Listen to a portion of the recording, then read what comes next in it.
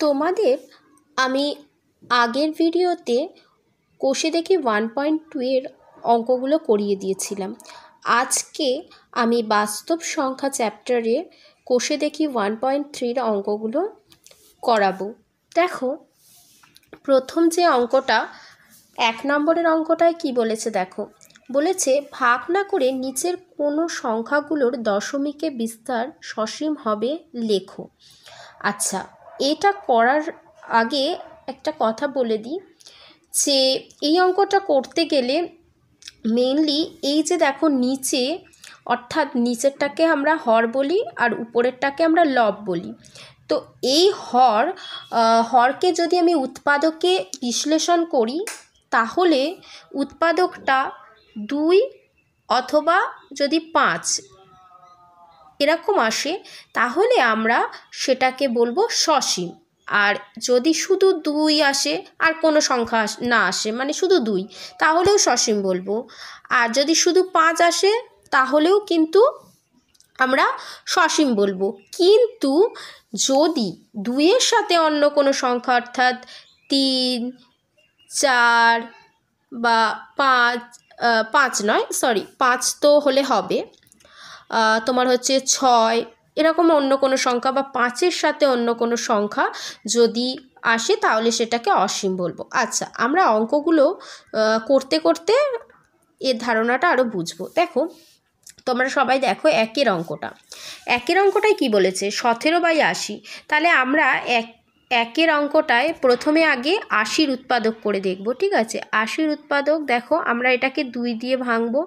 তাহলে 2 4 8, আর এটা হয়ে যাবে 2 2 4, এটা হয়ে যাবে 2 1 2, এটা হয়ে যাবে 2 5 10। দেখো, আর উৎপাদকে ভাঙা যাচ্ছে না, আর উৎপাদকে ভাঙা যাচ্ছে না। তাহলে 80-র উৎপাদক কত হলো গো? 80-র উৎপাদক হবে 2 × 2 × 2 × 2 আর 5।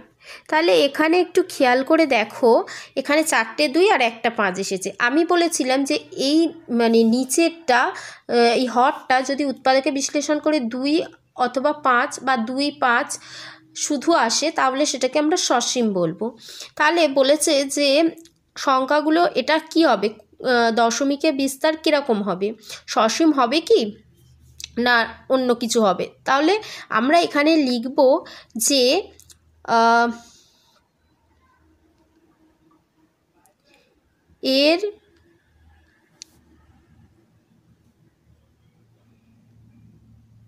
এর বিস্তার, এর দশমিকে বিস্তার সসীম হবে। ঠিক আছে, এই কথাটা লিখে দেবে, এর দশমিকে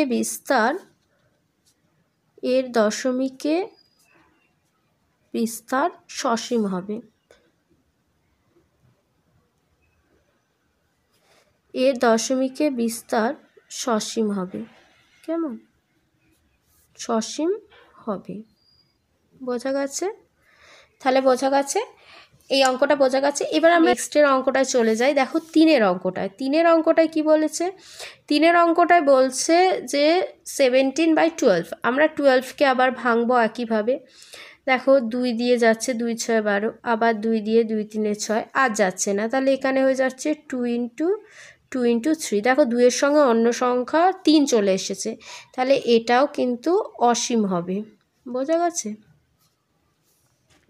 নেক্সট আমরা 4-এর অঙ্কটায় দেখো, 4-এরটা হচ্ছে 16/125। তাহলে 125কে যদি আমি এখানে ভাঙি তাহলে 5 দিয়ে হবে, তাহলে 5 2 10, এটা হয়ে যাচ্ছে 25, 5 5 25। তাহলে এখানে কত হচ্ছে 5 × 5 × আর 5। তাহলে বোঝা যাচ্ছে এখানে সবকটাই কিন্তু উৎপাদক 5 বেরিয়েছে, তাহলে এটাও কিন্তু সসীম হবে। তাহলে 2 অথবা 5, আবার শুধু 2 অথবা শুধু 5 বেরোলে কিন্তু সেটা সসীম হচ্ছে। আর 2 এর সাথে অন্য কোনো সংখ্যা বা 5-এর সাথে অন্য কোনো সংখ্যা থাকলে অসীম হবে। তাহলে আশা করব তোমরা এই 5-এর অঙ্কটা নিজেরা করতে পারবে। এটা হোমওয়ার্ক থাকলো। আমরা নেক্সটের অঙ্ক চলে যাই। দেখো, নেক্সটের যে অঙ্কটা আছে 2-এর অঙ্কগুলো,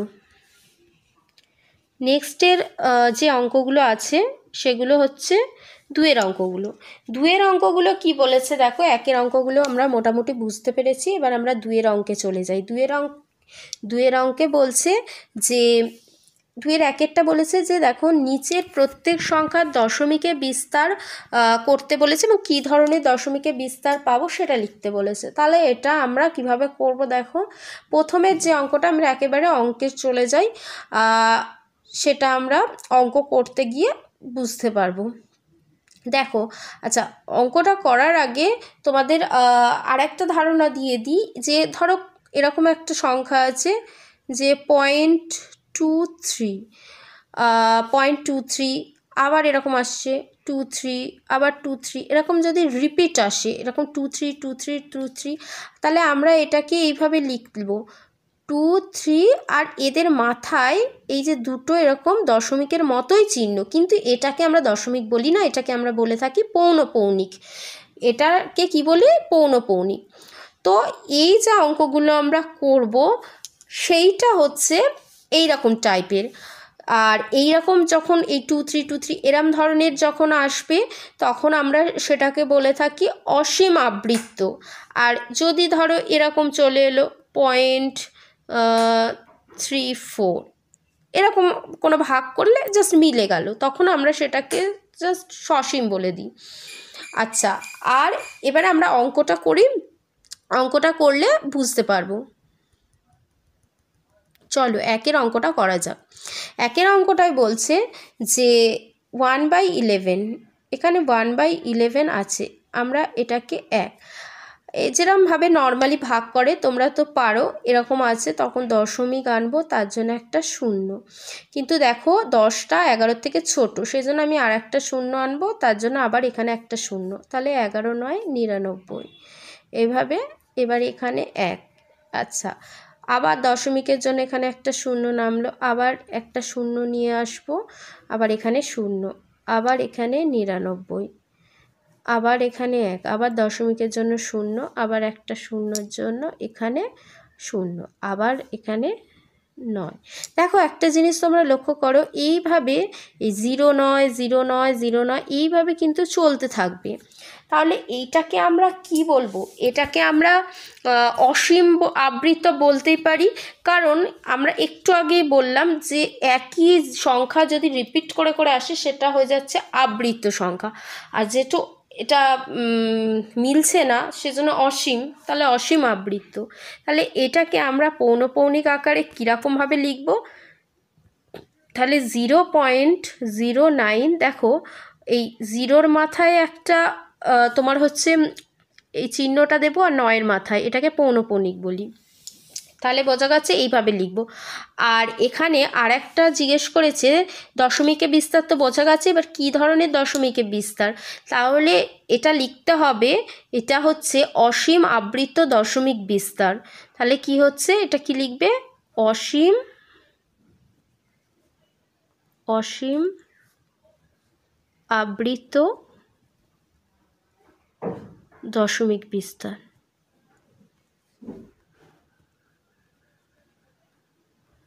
দশমিক বিস্তার বোঝা গেছে। নেক্সট আমরা চলে যাই, এটা হচ্ছে অসীম, অসীম আবৃত্ত দশমিক বিস্তার, বোঝা গেছে অঙ্কটা। এবারে আমরা দুইয়ের দাগের অঙ্কটায় চলে যাই। দুইয়ের দাগের যে অঙ্কটায় বলেছে দেখো 5-এর 8, 5-এর 8 সেমভাবে আমরা দুইয়ের অঙ্কটা ওইভাবে করব, ভাগ করব আগে। দেখো দশমিকের জন্য একটা শূন্য আনবো, তাহলে এটা কত হচ্ছে? 8 6 48, 8 7 56 বড় হয়ে যাচ্ছে, 8 6 48, তাহলে এটা হয়ে যাচ্ছে 2। এবার দশমিকের জন্য শূন্য নামাবো, 8 2 16, 4, আবার দশমিকের জন্য এখানে শূন্য। দেখো এটা মিলে যাচ্ছে, 8 5 40, এটা মিলে যাচ্ছে, হ্যাঁ মিলে যাচ্ছে। তাহলে এটাকে আমরা জাস্ট মিলে গেলে কোনো ব্যাপার না, পৌনপৌনিকের কোনো ব্যাপার নয়, তাহলে এইভাবে 0.625। তাহলে এইটা কি? এটা হচ্ছে সসীম দশমিক বিস্তার। বোঝা গেছে? সসীম দশমিক বিস্তার। বোঝা গেছে? আশা করি বোঝা গেছে। এবারে আমরা নেক্সট অঙ্কটায় চলে যাই।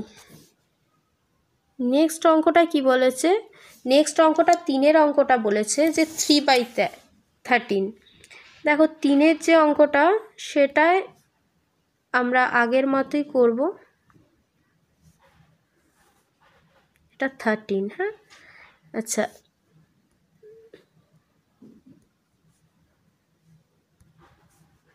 এটা 13।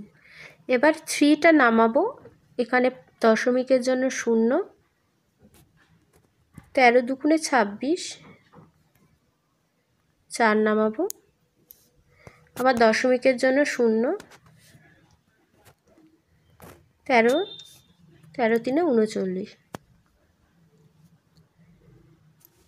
আচ্ছা দেখো, এখানে আমার না জায়গা হচ্ছে না, আমি নেক্সট পেজে করছি অঙ্কটা, ঠিক আছে? দেখো 3-এর অঙ্কটা 3/13 তো ছিল। দেখো এখানে 3, তাহলে এখানে দশমিকের জন্য 0, তাহলে এক্ষেত্রে 26, 4, আবার দশমিকের জন্য 0, 13 3 39, 1 0। আচ্ছা দেখো এখানে কিন্তু এইটা কিন্তু 13 আছে, 13 আর এটা নিচে 10, তাহলে এই যে যেটা তোমরা বললে এই 13 মানে 10টা কিন্তু ছোট, যেহেতু 10টা ছোট সেই জন্য আমি এখানে একটা 0 আনবো, ফলে এখানে হয়ে যাবে।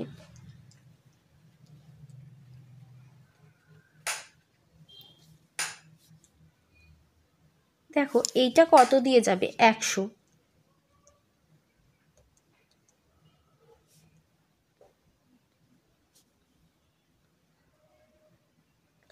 আমরা এটা 13 7 91 করতে পারি, কারণ 13 8 100 যা বড় হয়ে যাবে।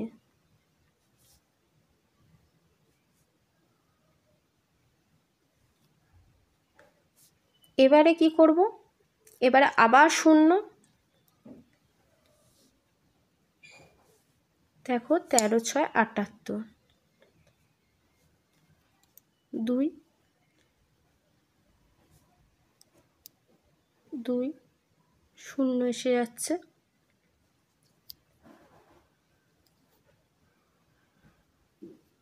আচ্ছা এটা না 10 থেকে 8 গেলে এটা 2, এটা 1, আবার 0,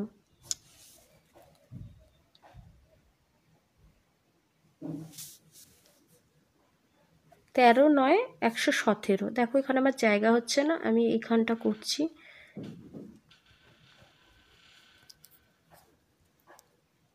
3, ঠিক আছে। তাহলে একটা জিনিস আবার লক্ষ্য করো, আবার কিন্তু এখানে দশমিকের জন্য একটা 0 আসবে, দশমিকের জন্য 0 আসবে। তাহলে 13 13 দুগুণে 26।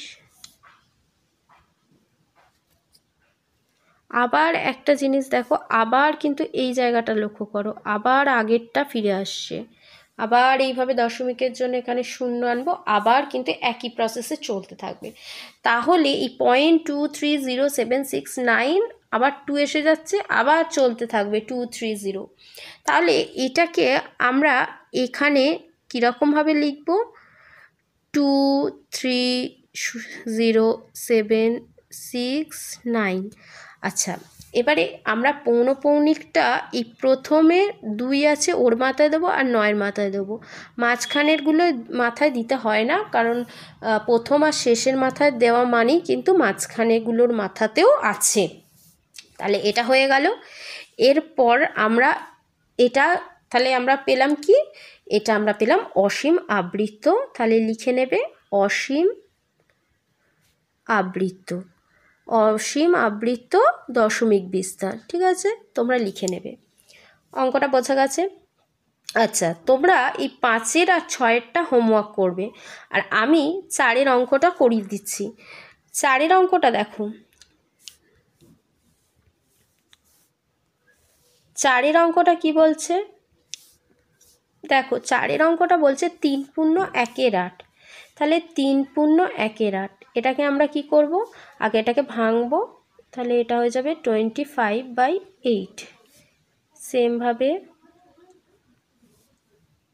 8 3 24, 8 3 24, আর এটা হয়ে যাচ্ছে 1, দশমিকের জন্য এখানে 0, 8 একে 8, 2, এখানে দশমিকের জন্য 0, 8 2 16,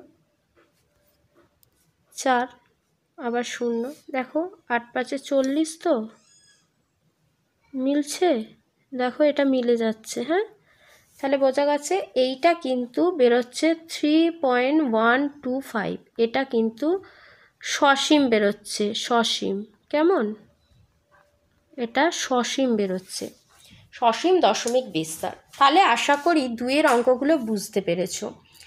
আচ্ছা, এখানে 5 আর 6টা সেমভাবেই হবে, এটা চেষ্টা করবে বাড়িতে।